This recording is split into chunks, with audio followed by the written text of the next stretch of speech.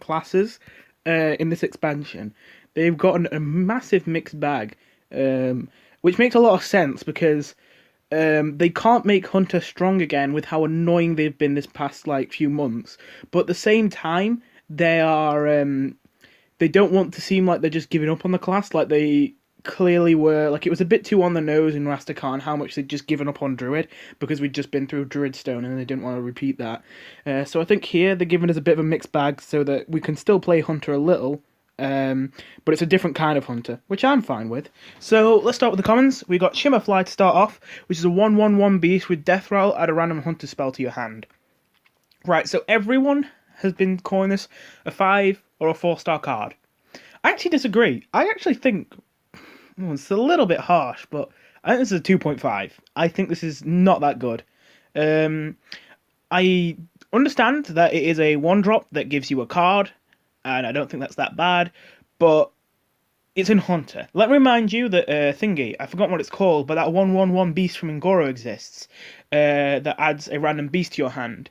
That card, I mean, is literally kind of better than this, factually, almost, because it's also a 1/1 beast, but it gives you the card as its battle cry, not its death rattle.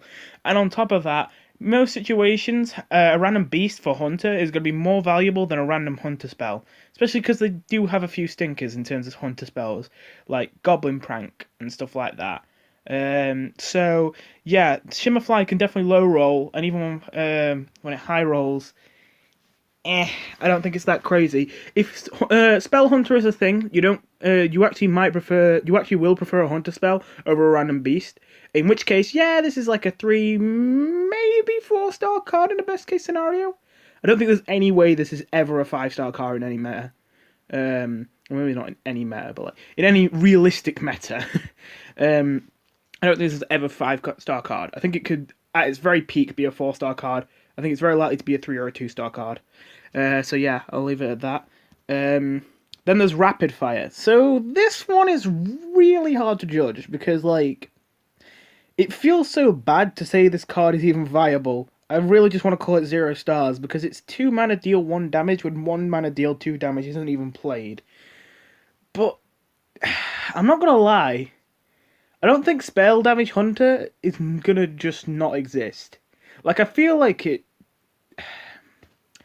they okay, it's a bit of a weird one because like I feel like Spell Damage Hunter isn't good, but Hunter's good, and Hunter doesn't have anything to work with except spell damage after this. So I feel like Spell Damage Hunter is probably still going to be played as a low tier but still competitive deck. So I'm going to give this a cautious 3 stars, just because with spell damage this does get value. Um, it is kind of good because it's a 1-drop that gets better the later into the game you get, and those tend to be the better 1-drops. Again, Firefly is an example of that. That the further you get into the game, the more valuable that battle cry becomes. Well, I suppose that's not a great example, but like Ice Shard, freezing bigger minions is more valuable. So getting it late in the game isn't actually like a brick. This card isn't a brick in the late game because in the late game you have spell damage. It isn't a brick in the early game because in the early game you have 1 health minions to kill with it. So as much as I want to say this card is bad, and because in a vacuum this card is terrible, I have to say that it's 3 stars and it has a chance. Then there's Ursatron. Okay, so this should just be a 5-star card. A 3/3/3 Death Rattle draw a card is great. A 3/3/3 mech with Death Rattle draw a card is great. And a 3/3/3 mech that draws a specific card from your deck that almost definitely has synergy with the deck because it's a mech and you're already running a mech to draw the mech, so it's a mech deck. This should just be 5 stars. But I don't think Mech Hunter is going to be a top tier deck. I don't think it could be bad though, and I do think it's going to exist, and I think it's going to be a little better than the Spell Damage Hunter deck, so I am going to give it 4 stars.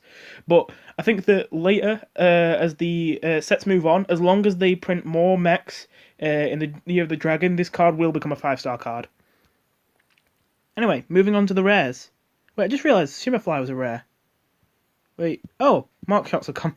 Whoops. Well, anyway, Mark Shot is a 4 mana deal 4 damage to a minion that discover a spell. I'd say 3 stars. Again, it's part of Spell Hunter. This is a really good card, actually. I think it's almost 5 stars on its in a vacuum, but it's part of Spell Hunter, and Spell Hunter seems again viable, but not that good, so 3 stars. But if Spell Hunter is good, I feel like this card is one of the cards that will make it good.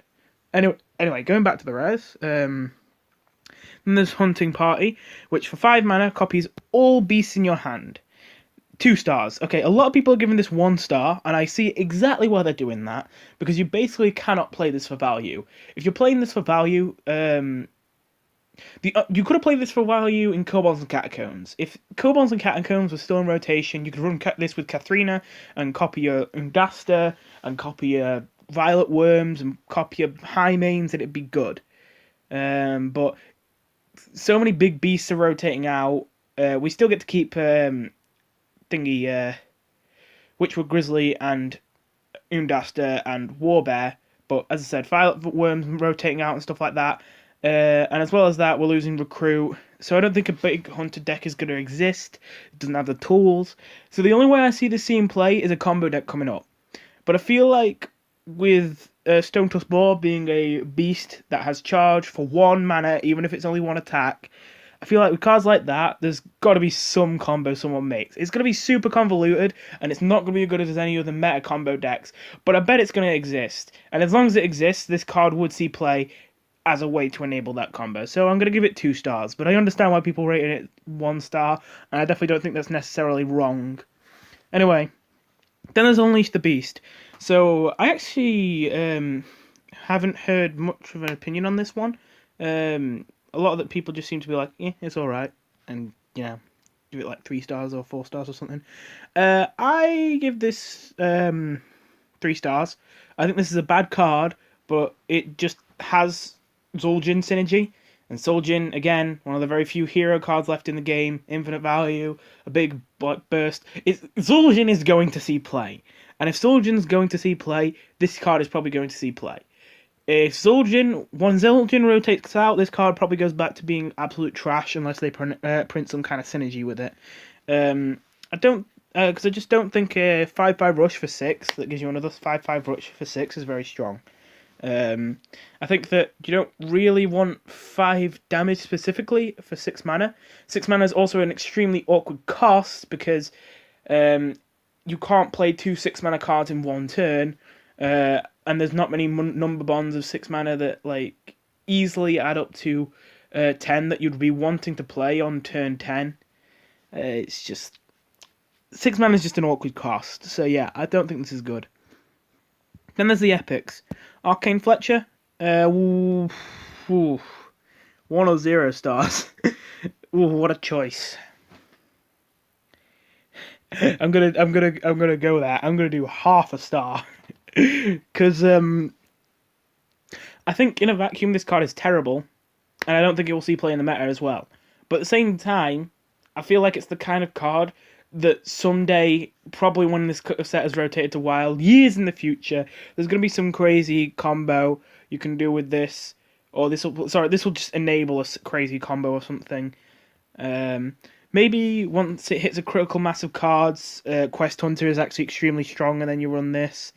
I don't know.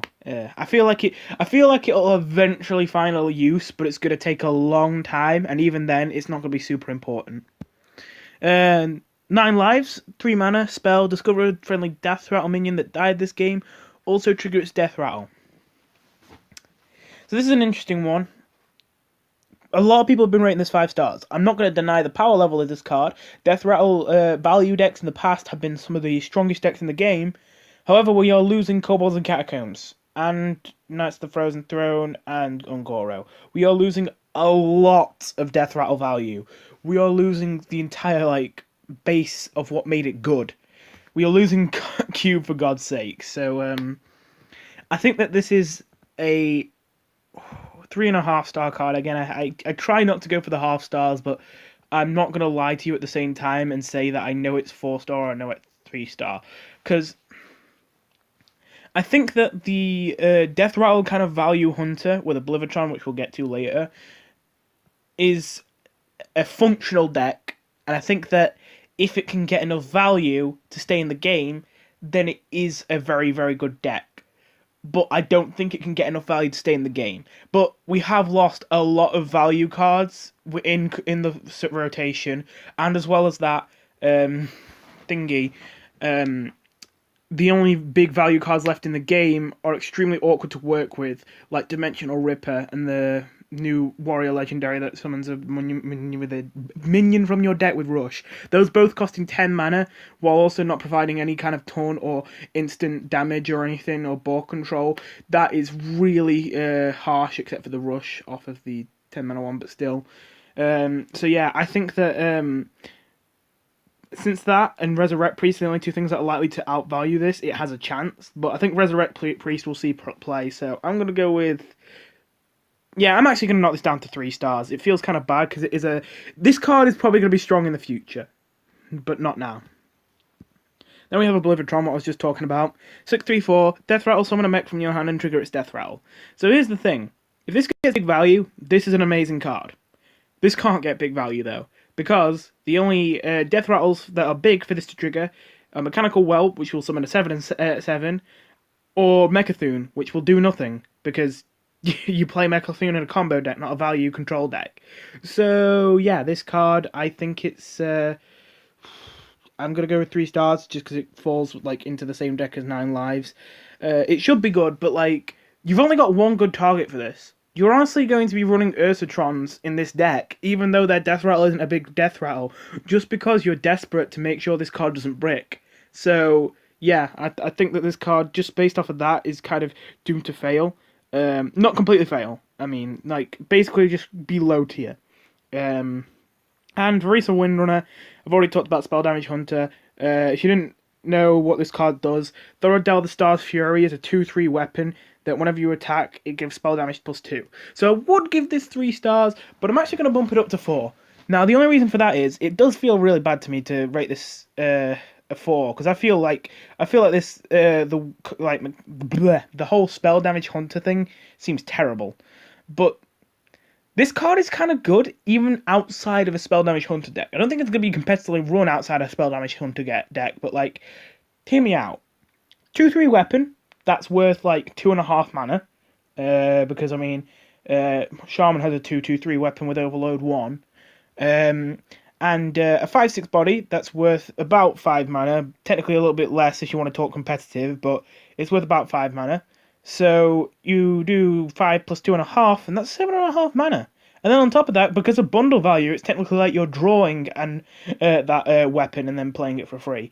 So it's actually close to about 8-9 mana worth of value, and that's not even counting the ability of the weapon. So just because of the bundle value of equipping a 2/3 weapon and getting a 5/6 body, I am going to rate this a 4 star, because I think that makes the card a lot more widely applicable. You don't have to make an all-in spell damage deck to run this card. But I do think the spell damage is just kind of bad. So anyway, 4 stars. So that's bleh. So those are the Hunter cards. I'm going to stop now before I tongue-tie myself anymore.